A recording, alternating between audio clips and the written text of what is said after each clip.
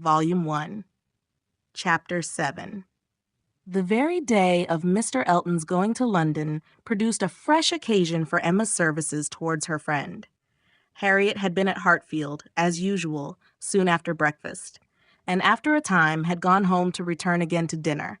She returned, and sooner than had been talked of, and with an agitated, hurried look, announcing something extraordinary to have happened, which she was longing to tell. Half a minute brought it all out.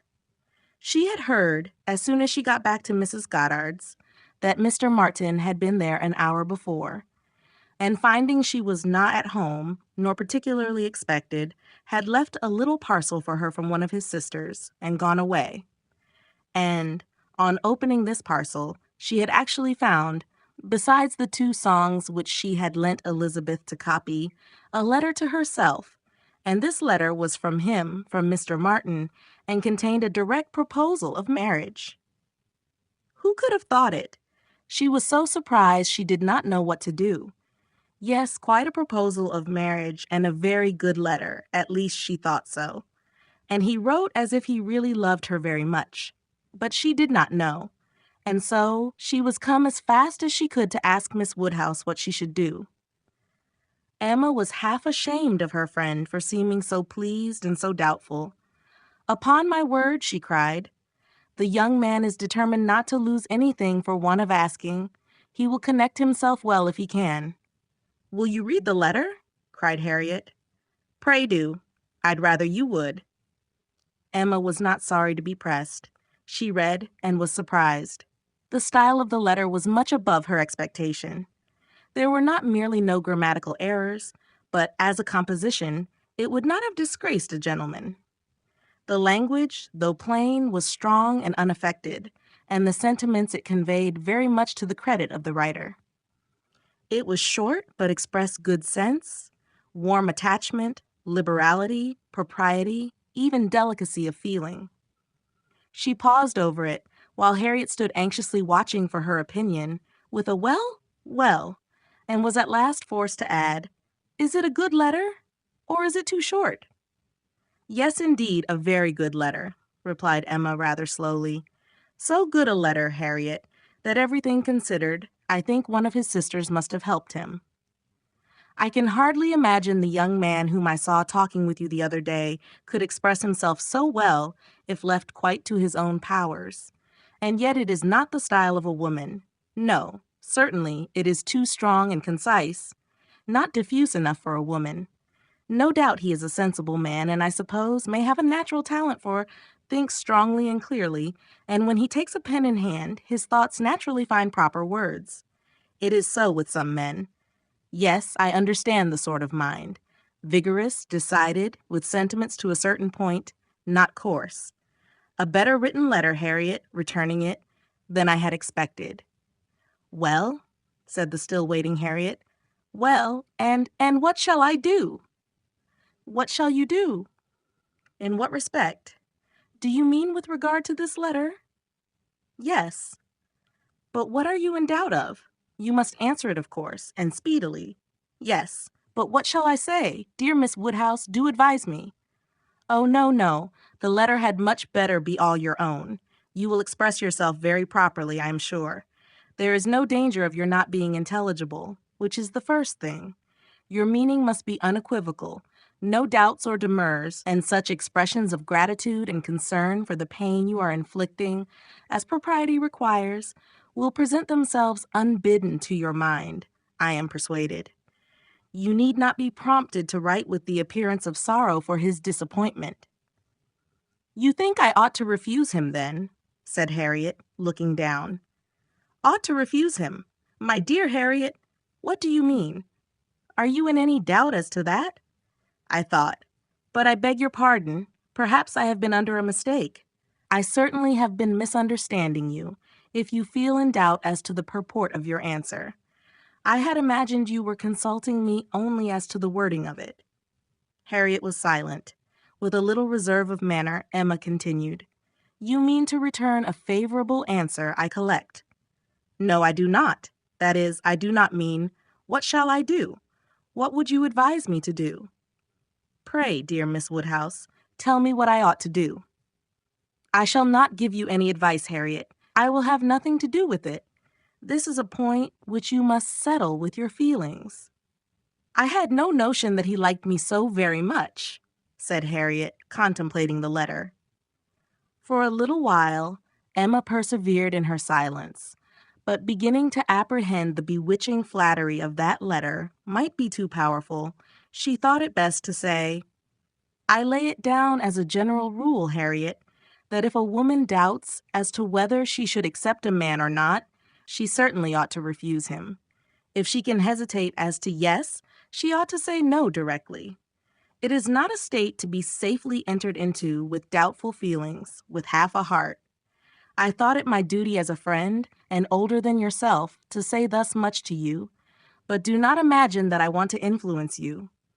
Oh, no, I am sure you are a great deal too kind to, but if you would just advise me what I had best do—" No, I do not mean that. As you say, one's mind ought to be quite made up. One should not be hesitating. It is a very serious thing. It will be safer to say no, perhaps. Do you think I had better say no?" "Not for the world," said Emma, smiling graciously, "would I advise you either way. You must be the best judge of your own happiness. If you prefer Mr. Martin to every other person, if you think him the most agreeable man you have ever been in company with, why should you hesitate? You blush, Harriet. Does anybody else occur to you at this moment under such a definition? Harriet, do not deceive yourself. Do not be run away with by gratitude and compassion. At this moment, whom are you thinking of?" The symptoms were favorable. Instead of answering, Harriet turned away confused and stood thoughtfully by the fire, and though the letter was still in her hand, it was now mechanically twisted about without regard. Emma waited the result with impatience, but not without strong hopes. At last, with some hesitation, Harriet said, "Miss Woodhouse, as you will not give me your opinion, I must do as well as I can by myself, and I have now quite determined, and really almost made up my mind, to refuse Mr. Martin. Do you think I am right?" Perfectly right, my dearest Harriet. You are doing just what you ought. While you were at all in suspense, I kept my feelings to myself, but now that you are so completely decided, I have no hesitation in approving. Dear Harriet, I give myself joy of this. It would have grieved me to lose your acquaintance, which must have been the consequence of your marrying Mr. Martin. While you were in the smallest degree wavering, I said nothing about it, because I would not influence, but it would have been the loss of a friend to me. I could not have visited Mrs. Robert Martin of Abbey Mill Farm. Now I am secure of you forever. Harriet had not surmised her own danger, but the idea of it struck her forcibly. "You could not have visited me," she cried, looking aghast. "No, to be sure you could not. But I never thought of that before. That would have been too dreadful. What an escape! Dear Miss Woodhouse, I would not give up the pleasure and honor of being intimate with you for anything in the world." "Indeed, Harriet, it would have been a severe pang to lose you, but it must have been. You would have thrown yourself out of all good society. I must have given you up. Dear me, how should I ever have borne it? It would have killed me never to come to Hartfield any more. Dear affectionate creature, you banished to Abbey Mill Farm. You confined to the society of the illiterate and vulgar all your life. I wonder how the young man could have the assurance to ask it. He must have a pretty good opinion himself." "I do not think he is conceited either, in general," said Harriet, her conscience opposing such censure.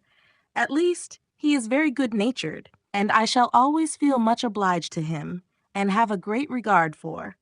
But that is quite a different thing from, and you know, though he may like me, it does not follow that I should. And certainly I must confess that, since my visiting here, I have seen people, and if one comes to compare them, person and manners, there is no comparison at all. One is so very handsome and agreeable. However, I do really think Mr. Martin a very amiable young man, and have a great opinion of him, and his being so much attached to me, and his writing such a letter. But as to leaving you, it is what I would not do upon any consideration. Thank you, my own sweet little friend. We will not be parted. A woman is not to marry a man merely because she is asked, or because he is attached to her, and can write a tolerable letter. Oh, no. And it is but a short letter, too. Emma felt the bad taste of her friend, but let it pass with a very true, and it would be a small consolation to her, for the clownish manner which might be offending her every hour of the day, to know that her husband could write a good letter. Oh, yes, very. Nobody cares for a letter. The thing is, to be always happy with pleasant companions. I am quite determined to refuse him. But how shall I do? What shall I say? Emma assured her there would be no difficulty in the answer, and advised its being written directly, which was agreed to, in the hope of her assistance. And though Emma continued to protest against any assistance being wanted, it was in fact given in the formation of every sentence. The looking over his letter again in replying to it had such a softening tendency that it was particularly necessary to brace her up with a few decisive expressions. And she was so very much concerned at the idea of making him unhappy, and thought so much of what his mother and sisters would think and say, and was so anxious that they should not fancy her ungrateful, that Emma believed if the young man had come in her way at that moment, he would have been accepted after all. This letter, however, was written and sealed and sent. The business was finished, and Harriet safe. She was rather low all the evening, but Emma could allow for her amiable regrets, and sometimes relieved them by speaking of her own affection, sometimes by bringing forward the idea of Mr. Elton. I shall never be invited to Abbey Mill again, was said in rather a sorrowful tone. Nor, if you were, could I ever bear to part with you, my Harriet. You are a great deal too necessary at Hartfield to be spared to Abbey Mill. And I am sure I should never want to go there, for I am never happy but at Hartfield. Some time afterwards it was, I think Mrs. Goddard would be very much surprised if she knew what had happened. I am sure Miss Nash would, for Miss Nash thinks her own sister very well married, and it is only a linen draper. One should be sorry to see greater pride or refinement in the teacher of a school, Harriet. I dare say Miss Nash would envy you such an opportunity as this of being married. Even this conquest would appear valuable in her eyes. As to anything superior for you, I suppose she is quite in the dark. The attentions of a certain person can hardly be among the tittle-tattle of Highbury yet.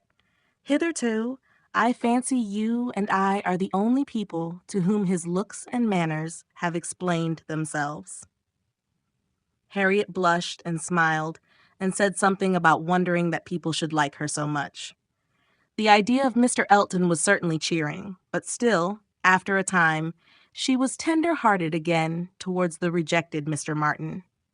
Now he has got my letter, said she softly. I wonder what they are all doing, whether his sisters know. If he is unhappy, they will be unhappy too. I hope he will not mind it so very much. Let us think of those among our absent friends who are more cheerfully employed, cried Emma. At this moment, perhaps, Mr. Elton is showing your picture to his mother and sisters, telling how much more beautiful is the original, and after being asked for it 5 or 6 times, allowing them to hear your name, your own dear name. My picture, but he has left my picture in Bond Street. Has he so? Then I know nothing of Mr. Elton. No, my dear little modest Harriet, depend upon it, the picture will not be in Bond Street till just before he mounts his horse tomorrow. It is his companion all this evening, his solace, his delight. It opens his designs to his family, it introduces you among them, it diffuses through the party those pleasantest feelings of our nature, eager curiosity and warm prepossession. How cheerful, how animated, how suspicious, how busy their imaginations all are. Harriet smiled again, and her smiles grew stronger.